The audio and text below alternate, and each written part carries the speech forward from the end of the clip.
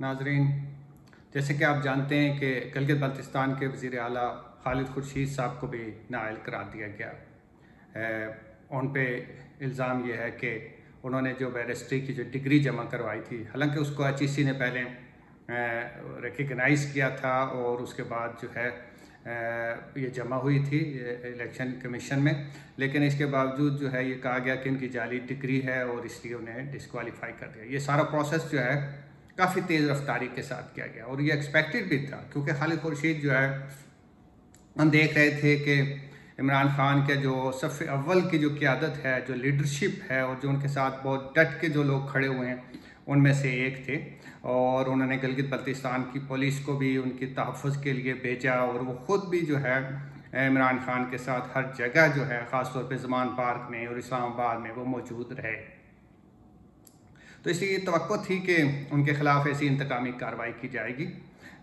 अगरचे आप देखें तो बहुत सारे ऐसे वाक़यात पाकिस्तान में मौजूद हैं कि अदालतें जो है वो बहुत ज़्यादा रिस्ट्रेंट का, सब्र का, तहम्मुल का मुज़ाहरा करती हैं। और कहीं एक दफ़ा तो पंजाब के वज़ीर आला जो हैं शहबाज शरीफ साहब, वो स्टे आर्डर पे काफ़ी लंबा अरसा तक वो पंजाब के वज़ीर आला रहे और उनके ख़िलाफ़ कोई कार्रवाई नहीं की गई। तो ये जो इस लेवल के जो फ़ैसले होते हैं, उमूमी तौर पे हमने देखा है कि वो कोई उनकी बुनियाद जो है वो कोई कानून और आइन और ज़ाब्ता नहीं होती, बल्कि ये सियासी फ़ैसले होते हैं। और इन सियासी फ़ैसलों के पीछे ज़ाहिर है कि मुल्क के जो ताकतवर तबकात होते हैं उनका हाथ होता है, वही बाजू मरोड़ते हैं और फिर अदालतें जो हैं वो अपना काम करना शुरू हो जाती हैं। जैसे हम जानते हैं कि ढाई पौने 3 माह पहले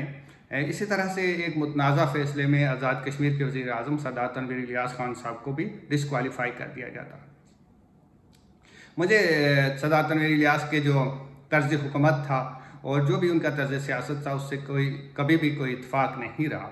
लेकिन जिस तरीके से उन्हें डिस्क्वालीफाई किया गया और उनकी हुकूमत ख़त्म की गई और उसके बाद वहाँ एक बलगूबा टाइप हुकूमत बना दी गई, जिसमें सारी पार्टियाँ और PTI के लोगों को भी गहर गार के शामिल कर दिया गया, तो वो कोई ऐसा इकदाम नहीं था जिसकी तहसीन की जा सके, और न ही वो जमहूरी रवायात के मुताबिक सियासी कल्चर के से हम आहंग है, बल्कि आप समझते हैं कि दोस्त दामदरी के ज़रिए एक नई हुकूमत वहाँ खड़ी कर दी गई। अब गिलगित बल्तिस्तान में भी मुझे ऐसा लगता है कि PTI को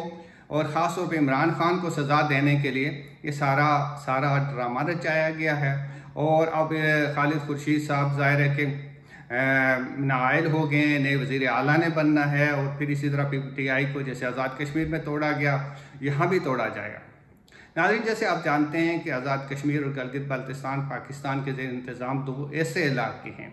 कि जहाँ की सारी सियासत बहुत ही कंट्रोल सियासत है। वहाँ को इंडिपेंडेंट पॉलिटिकल पार्टीज़ का होना और अपनी मर्ज़ी से हुकूमत करना, एक राजा फारूक हैदर की आप मिसाल दे सकते हैं,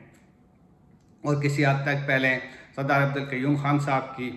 कि उन्होंने अपनी मर्ज़ी के साथ हुकूमत की और डट कर हुकूमत की। ख़ास तौर पर राजा फारूक हैदर ने उसमें बहुत ज़्यादा किरदार ये था कि मरकज़ में उस वक्त नवाज शरीफ की हुकूमत थी और नवाज शरीफ साहब ने भी उनको सपोर्ट किया, और ख़ुद उनका अपना मजाज भी जो है उसमें बहुत ज़रूरतमंदी भी है और सियासी विजडम भी है, जिसकी वजह से वो इस तरह की हुकूमत कर गए।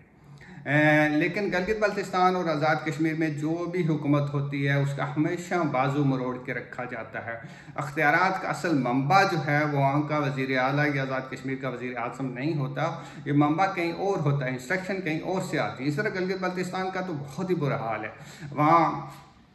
जितने भी टॉप ऑफिसर्स हैं, सारी ब्यूरोक्रेसी और इस्लामाबाद से आती है। कश्मीर कौंसिल की तर्ज पे वहाँ एक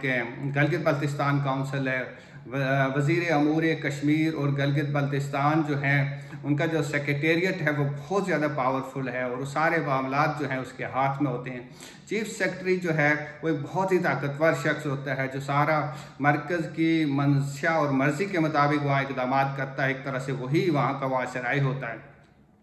तो अब गिलगित बल्तिस्तान में जो नए हालात सामने आए हैं कि एक इलेक्टेड और काफ़ी पॉपुलर वज़ीर आला को जो है वो नाअहल करा दिया गया, ये एक बहुत अफसोसनाक बात है। मैं समझता हूँ कि अदालतों को जो आज का पोलराइज माहौल है इसमें बहुत रिस्ट्रेंट और तहम्मुल का मुजाहरा करना चाहिए। जिस तरीके से उन्होंने आज़ाद कश्मीर में कार्रवाई की, जिस तरीके से उन्होंने गिलगित बल्तिस्तान में कार्रवाई की, तारीख़ में उन्हें अच्छे अल्फाज में याद नहीं रखा जाएगा। बल्कि एक तरह से उन्होंने जमहूरियत का दोनों जगहों पे कत्ल किया, सियासी निज़ाम का कत्ल किया, और फिर एक ऐसा निज़ाम वहाँ इन इलाकों में मुसल्लत करवा दिया कि जिसकी कोई सियासी जवाब नहीं पेश किया जा सकता, और जिसकी कोई बुनियाद, वैसे तो पाकिस्तान में जो कुछ भी हो रहा है उसका भी कोई सियासी और आइनी जवाब नहीं पेश किया जा सकता। गिलगित बल्तिस्तान और आज़ाद कश्मीर की क्या बात करें। लेकिन गिलगित बल्तिस्तान के जो वज़ीर आला थे, मैं समझता हूँ कि वो काफ़ी अच्छा काम कर रहे थे, बातचीत अच्छी कर रहे थे, गिलगित बल्तिस्तान के मसाइल को भी उठा रहे थे और गिलगित बल्तिस्तान को आगे लेके जा रहे थे। लेकिन अनफॉर्चुनेटली पाकिस्तान से जब से पीटीआई की हुकूमत ख़त्म हुई, उनकी मुश्किलात में इजाफा हो गया था, और ये बात दीवार पे लिखी थी कि आज नहीं तो कल उनकी हुकूमत ख़त्म कर दी जाएगी। गिलगित बल्तिस्तान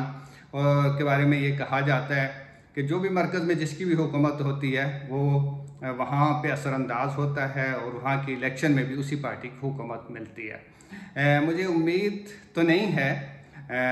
ना इसी उम्मीदें करनी चाहिए कि कुछ हालात में बेहतरी आएगी, लेकिन अफसोस ज़रूर किया जा सकता है कि इलेक्टेड हुकूमत को ख़त्म कर दिया गया है महज इस वजह से कि इमरान खान को सज़ा दी जाए, और इमरान खान की पार्टी से ताकतवर तबकात को उनका उनसे इख्तलाफ है या वो उनको पसंद नहीं करते। तो इस वजह से जहाँ जहाँ भी उनकी हुकूमत है या जहाँ जहाँ भी उनके इलेक्टेड लोग हैं, उन्हें इक़्तिदार से निकाला जा रहा है। ये एक बहुत ही अफसोसनाक अमल है और तारीख़ में से एक स्याह बाब के तौर पे याद रखा जाएगा। नाज़रीन, आखिरी बात आपसे ये अर्ज़ करनी है